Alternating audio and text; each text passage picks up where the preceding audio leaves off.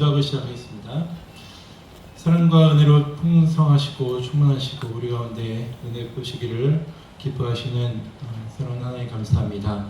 하나님 주님이 부르신 귀한 동역자들 주님의 종들 하나님께서 불러주시고 특별히 이 사역 가운데 함께 하시니 감사합니다.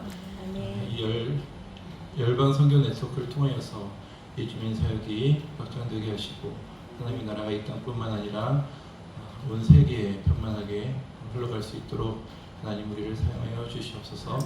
말씀 가운데 은혜 받기를 사모하며 주님의 음성을 듣기를 원합니다. 함께하여 주시옵소서. 감사하며 예수님의 이름으로 기도합니다. 아멘.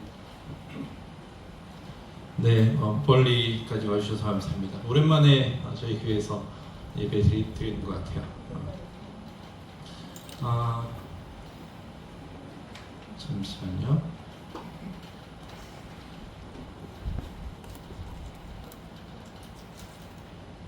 저희 교회가 참 좋죠.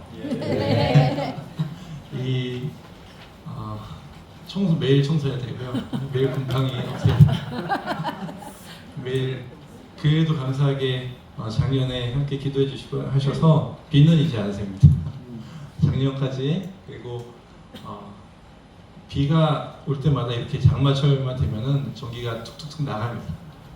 누전되고 그래서 나가는데 전기선도 다 깔고 이제 누전을 잡았습니다. 감사하고 또 옆에 산이 있고 또 냇가가 흐르다 보니까 계속 습해요. 그래서 이 예배 드리기 전에 하루 전부터 계속 습기를 제거하고 해야 되는 그런 상황입니다.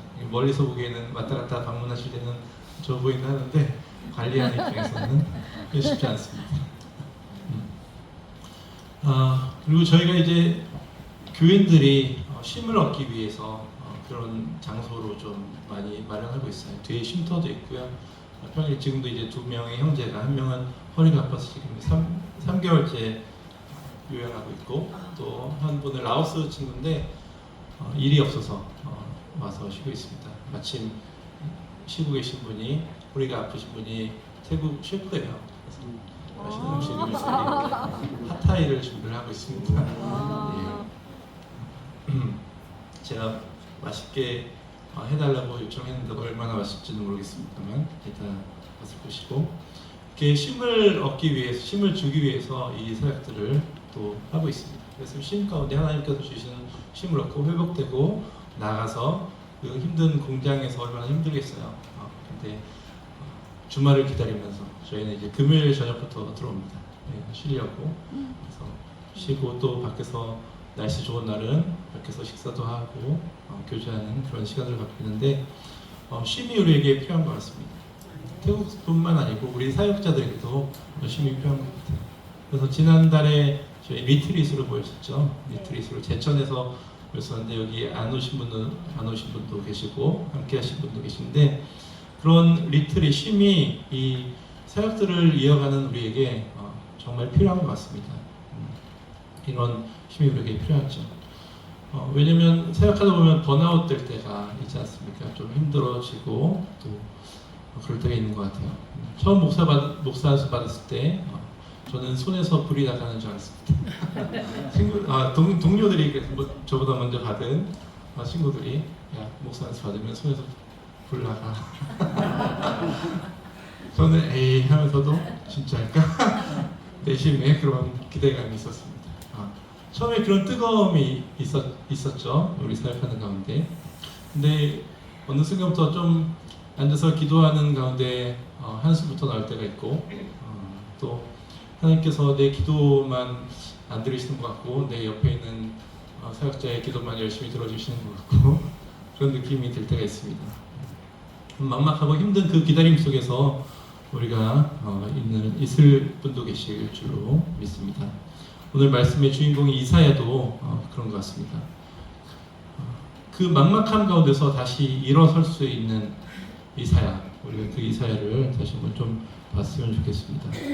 말씀을 통해서 지쳐있는 우리에게 다시 한번 일어날 수 있는, 다시 한번 부르시는 하나님의 음성을 들었으면 좋겠고요. 또 기다림을 지나서 다시 한번 부르심의 자리로, 그리고 다시 한번 쓰임 받을 수 있는 그 자리로 나가기를 소망합니다.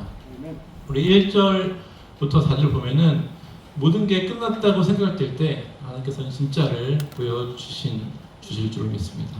오늘 말씀은 우시야 왕 죽던 해라는 말로 시작합니다. 잘 아는 것처럼 우시야 하나님 잘 섬기는 사람이었죠. 50여 년 이상 동안 하나님을 잘 섬기는, 그리고 아주 나라를 평안하게 잘 살게 했던 왕이었습니다. 근데 그 왕이 죽고 나서 얼마나 힘들었겠습니까?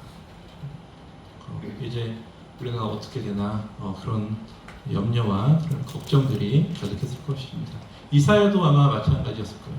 이사야 때부터 이제 사역을 우시야가 죽고 나서 사역을 시작하는데 그 전에 평사할 때 사역을 했으면 얼마나 좋겠습니까? 근데 이사야가 죽었을 때 암담한 그 시절을 보낼 때 하나님께서 부르셨다는 것이죠. 믿었던 우리 사역도 아마 이런 순간들이 있지 않을까요? 평탄한 사역 가운데 있다가 갑자기 정전이 되는 그런 시간들이 있을 것 같습니다.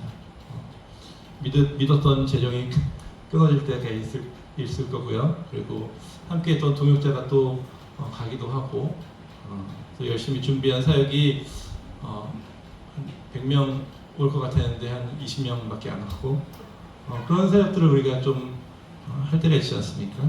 우리가 의지했던 그런 우시야 왕이 죽었을 때 그런 순간 같은 그런 것이죠. 그러면 우리가 조금 암담해지고 이제 어떻게 해야 되지? 라는 그런 생각이 들 때가 있습니다. 그때 바로 우시야는 하나님의 놀라운 것들을 보게 되죠. 비록 왕은 죽어서 사라졌지만 하나님께서 그 왕 대신에 하나님을 의지하고 하나님께서 사용하시리라 라는 그런 말씀을 이사야는 우시야 왕이 죽고 나서 들었습니다. 아무 힘이 없을 때, 희망이 없을 때, 절망 가운데서 하나님은 이사야를 부르셨습니다. 그리고 천사들이 거룩하다 외치는 가운데 그 영광이 온 땅에, 바로 우리가 밟고 있는 이 땅에 가득했다라고 얘기하고 있습니다. 우리가 이 살 가운데 힘들다고 생각될 때가 있습니다. 그리고 땅만 바라볼 때가 있을 것 같습니다. 그리고 교회의 문제들, 성도의 아픔들, 그리고 내일에 다가올 그런 걱정들을 볼 때가 있지 않을까요? 근데 우리가 잘 알지만 행하지 못하는 것, 우리가 문제보다 더 크신 하나님을 바라보는 것, 우리가 성도에게 설교하는 것만으로 그치지 말고 우리가 먼저 하나님을 바라봐야 할 것입니다. 우리가 사실 땅만 너무 쳐다보느라 하나님의 영광을 놓치고 있었던 때가 많은 것 같습니다. 힘들수록 우리가 고개를 들어서 하나님 바라보고 하나님께서 우리를 부르신 그 부르심의 음성을 듣기를 소망합니다. 우리는 진짜 왕이신 하나님께서 변함없이 우리를 부르시고 그 자리에 앉아서 우리를 다시 한번 사용하기를 원하시는 그 하나님의 음성을 하나님은 듣기를 원하시고, 우리가 그 음성을 듣기를 원하시고, 그 응답에, 그 부르심에 응답하기를 소망하십니다. 그리고 아무것도 없어 보일 때 하나님께서 시작하시고, 또한 하나님께서는 우리가 자격이 없다라는, 하나님께서 우리의 모든 것을 내려놓을 때, 그때 하나님께서는 우리를 시작하십니다. 5절부터 7절 우리가 읽은 것처럼 큰일 났다, 망했다 라고 생각할 때 하나님께서는 우리가 얼마나 더러운지 부족한 사람인지 깨닫게 하십니다. 특히 나는 입술이 부정한 사람이다 라고 말하고 있습니다. 결코 우리 마음과 같지 않을까요? 우리 하나님의 말씀을 전하는데 우리의 입술로 얼마나 많은 실수들을 하고 있는지 모르겠습니다. 사랑을 말해야 할 때 상처 주는 말을 할 때가 있고, 믿음을 말할 때 불평 섞인 소리를 또 할 때가 있습니다. 성도들 앞에서는 거룩한 그런 척하지만 돌아서는 우리도 똑같이 연약한 인간일 뿐인 것입니다. 그렇게 말하고 나서 돌아서서 다시 한번 내가 이 사역을 계속 해야 되나 그런 자괴감이 들 때가 있죠. 그때 하나님은 우리를 부르십니다. 왜 그렇게 하냐? 하나님께서 책망하지 않으시고 다시 한번 우리를 부르실 때 제단의 숯불을 들어서 우리의 입술을 사하시고 입술에 대시고 이제 너는 용서받았다. 다시 한번 나를 위해서 일어나라 라고 우리에게 말씀하고 계십니다. 바로 이것이 은혜인 줄로 믿습니다. 우리가 생각하는 힘은 내가 잘나서 내가 깨끗해서 내가 능력이 많아서 하나님께서 사용하는 것이 아니고 하나님께서는 우리의 연약함을 보시고 그것들을 하나님 앞에 토로할 때 그것들을 용서하시고 우리를 사용하신다는 사실을 우리가 알고 있습니다. 하나님의 만지심, 하나님의 터치를 우리가 매일매일 구하며 나아가기를 소망합니다. 우리의 모든 더러움과 상처를 태우시고 새롭게 하시는 하나님의 은혜가 분명 우리의 삶 가운데 오늘 이 시간 또한 내일 계속해서 일어날 것입니다. 그 사함을 받고 그 준비된 그때 하나님께서 다시 한번 우리를 부르시죠. 내가 누구를 보낼까? 누가 우리를 위해서 갈 거라고 하나님께서 명하실 때 그때 우리가 바로 응답하기를 소망합니다. 하나님 내가 여기 있습니다. 나를 보내주시옵소서. 그 고백이 우리 가운데서 있기를 소망합니다.